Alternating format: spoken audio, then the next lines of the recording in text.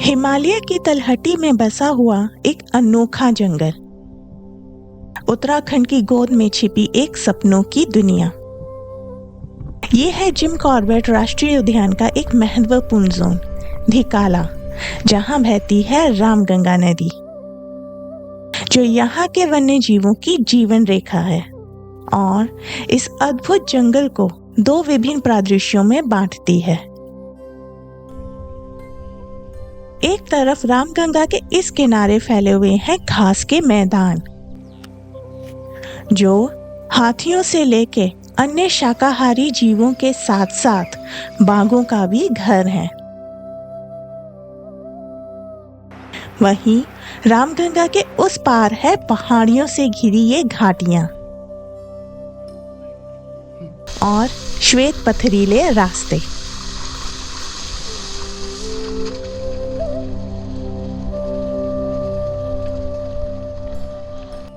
Jim Corbett के इस रतन का इतिहास बहुत पुराना है, जो शुरू होता है सन 1890 से, जब अंग्रेजों ने ओल्ड फॉरेस्ट रेस्ट हाउस का निर्माण किया, जो मूल रूप से शिकारियों और वन अधिकारियों द्वारा उपयोग के लिए बनाया गया था। और यही जगह 1973 में एक ऐतिहासिक स्थल बना, जहां टाइगर प्रोजेक्ट की नींव रखी गई। आज यही धिकाला सिर्फ टाइगर प्रोजेक्ट का ही नहीं, बल्कि हर वन्य जीव की संरक्षा करने वालों से लेकर उन्हीं वन्य जीवों को देखने की इच्छा रखने वालों के हृदय में एक अहम हिस्सा बना चुका है। और इसी सपनों की दुनिया को महसूस करने के लिए हम पहुंच चुके हैं धिकाला, जहां कड़ाके की ठंड और शरीर को सुन्न कर देने वाली शीतलहर के साथ शुरू हुआ हमारा ये सफर।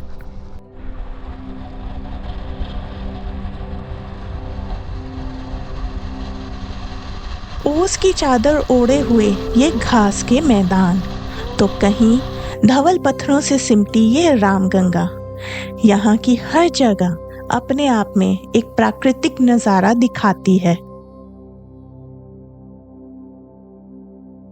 और इन्हीं के बीच जब इन श्वेत पत्थरों पे बाघ चलता हुआ दिखाई देता है, तो वो दृश्य एक अविस्मरणीय पल की तरह हम जैसे पर्यटकों के दिल में हमेशा के लिए बस जाता है।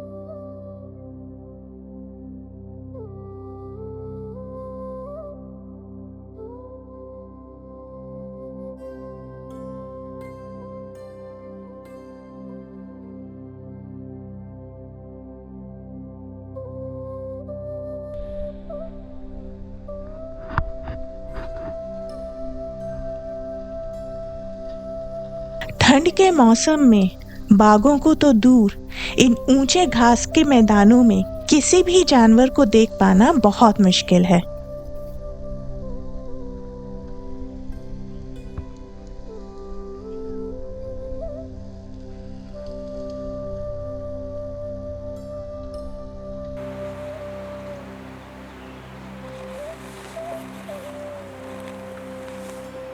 ये जंगल जितना सुंदर है, उतना ही यहाँ जीवन कठिन है।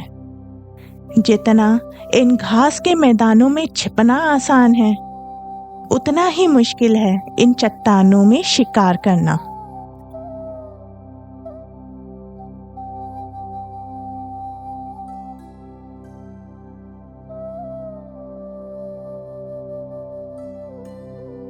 यहाँ जीवन कठिन है, पर कई वन्य जीवों ने इसे अपना घर बनाया है। और यहीं रहती हैं दो मादा बाघिन, जिन्हें देखने दूर दूर से पर्यटक यहाँ आते हैं। ये है दो सगी बहनें, जिन्होंने दो अलग इलाके चुने। एक है रामगंगा के इस पार रहने वाली पेड़ वाली नामक मादा बाघिन। पेड़ वाली नाम इसे इसकी आदतों से मिला।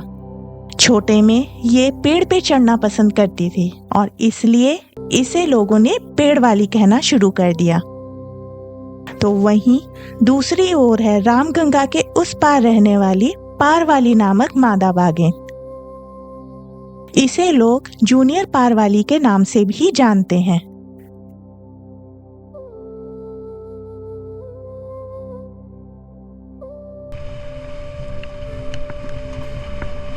तेज झावड़ और फिसलन भरी सड़कें, तो गीली मिट्टी की खुशबू के बीच बारिश से भीगा हुआ ये जंगल।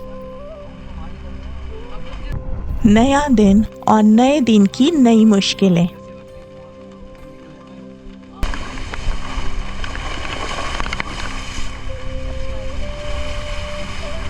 और तभी अचानक कोई अपने इलाके में गश्त लगाता दिखाई दे गया। ये है जूनियर पारवाली की बेटी, जो अपनी माँ से अब अलग हो चुकी है और अपने लिए एक नया इलाका खोज रही है। पर इस बाघिन का तक का सफर किसी आश्चर्य से कम नहीं है। माँ से अलग हो इसने अपनी मौसी पेड़वाली के इलाके में अपना इलाका बनाना चाहा। जंगल में जहाँ माँ बेटी इलाके के लिए टेरिटरी फाइट में लड़ मरती हैं, वहीं पेड़वाली ने अपनी इस भांजी को प्यार से अपना लिया। पेड़वाली ने अपनी बहन की इस बेटी को अपने इलाके में सिर्फ रहने नहीं दिया, बल्कि अपने साथ शिकार भी बांटा। यहाँ इस इलाके में रामगंगा के छोर पे पेड़वाली का बेटा भी है, जो अपनी माँ से अब अलग हो चुका है। अलग होने के बावजूद वो अभी भी अपनी माँ के इस इलाके में ही रहता है। ये अक्सर पारवाली से अलग हो चुकी उसकी इस बेटी के साथ मिलके शिकार करता है और शिकार बांटता भी है। नर और मादा बाघ मेटिंग के दौरान अक्सर साथ रहते हैं, पर दो मादा बाघिन जो ना तो बहनें हैं और ना माँ बेटी, ऐसी मादा बाघिन का एक इलाके में रहना जंगल में एक अनोखी घटना है।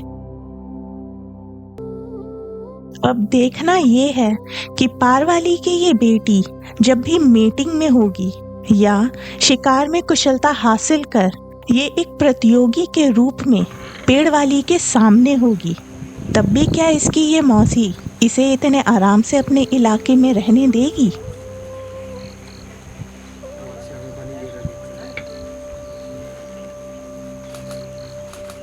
अपना वर्चस्व स्थापित करने के लिए और अपने इलाके पर अधिकार जमाए रखने के लिए ये दो नर हाथी आपस में भिड़ रहे हैं।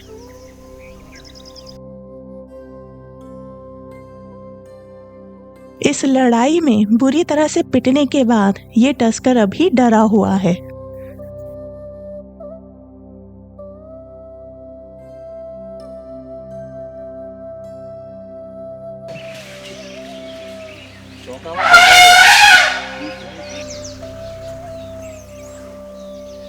नर हाथी आपस में अक्सर मीटिंग के लिए या फिर ऐसे इलाके को पाने के लिए जहां पर्याप्त खाना उपलब्ध हो, ऐसे क्षेत्र पे अपना डोमिनेंस बनाए रखने के लिए लड़ते हैं।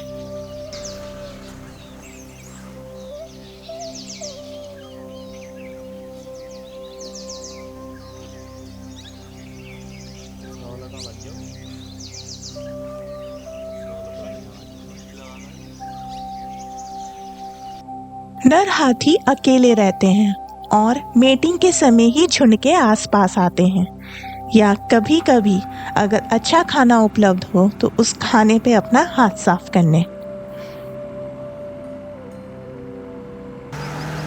पर यहाँ हथनियाँ इस मुफ्तखोरे की मौजूदगी से कुछ नाखुश दिख रही हैं।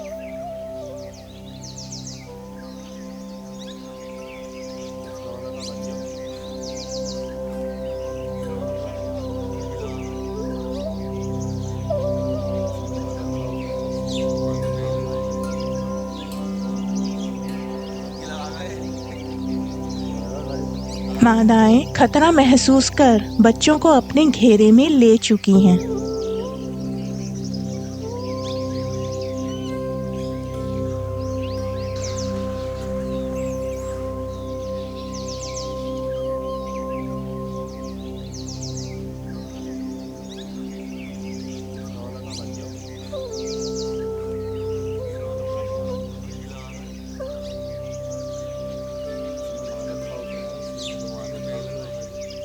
वयस्क हथिनी की चेतावनी ने इसे कुछ समय के लिए रोक दिया है और फिलहाल आज तो इस टस्कर को खाली हाथ लौटना होगा।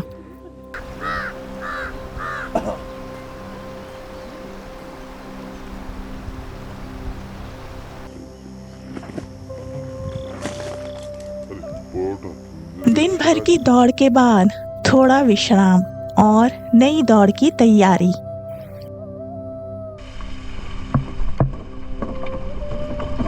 ये रामगंगा के उस पार पारवाली अभी भी अपने 2 और शावकों के साथ इन खुले मैदानों में और पहाड़ियों में रह रही है।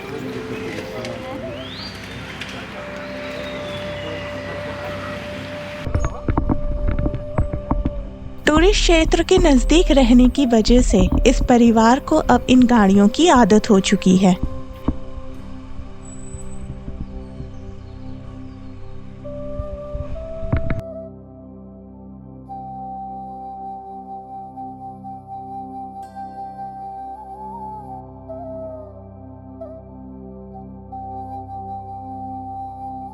हालांकि पारवाली के ये दोनों शावक अब अपनी माँ से अलग होने की उम्र में आ चुके हैं, पर ये अभी भी अपनी माँ के साथ ही रह रहे हैं और पारवाली भी अपने शावकों की सुरक्षा के लिए अभी भी उन पर हमेशा नजर बनाए रखती है।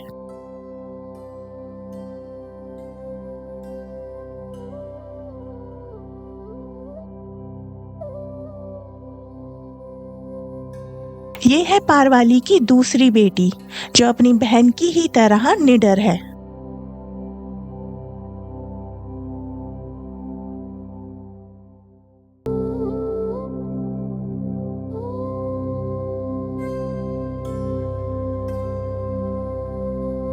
ये है पारवाली का बेटा जो अब अक्सर अपनी माँ से अलग हो अकेले ही शिकार के लिए निकल जाता है।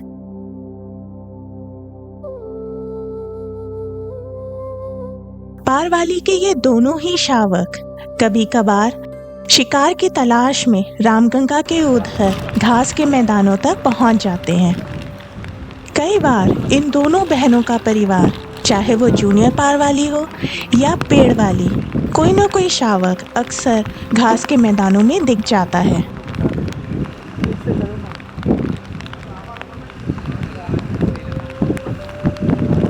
और इन्हीं 2 बहनों के 2 बेटे, चाहे वो पेड़ वाली का हो या पार वाली का, एक ही ब्लड लाइन से जुड़े होने के कारण एक जैसा व्यवहार दिखा रहे हैं। दोनों ही हाथी के बच्चों को मारने में कुशल हैं। दोनों ही किसी भी बड़े शिकार को मारने से कतराते नहीं हैं और दोनों ही अभी भी अपनी माँ के इलाके में ही रह रहे हैं। बारिश बाघ की हर मार्किंग को मिटा देती है और अक्सर उभरते हुए नए बाघ अपने लिए नया इलाका खोजने निकल जाते हैं। इसलिए समय ही बताएगा कि बारिश के बाद भी ये परिवार एक साथ दिखाई देगा या बच्चे अलग हो अपने लिए नया रास्ता चुनेंगे। पर हिमालय की तलहटी में बसे इस धिकाला के जंगलों में सिर्फ यही 2 परिवार नहीं हैं। ये कई दुर्लभ पक्षियों का घर है, तो यहाँ कई दूसरी प्रजातियां भी हैं, तो कई दूसरे बाघ भी हैं जिनका परिवार और उनका जीवन आज भी रहस्यमयी है।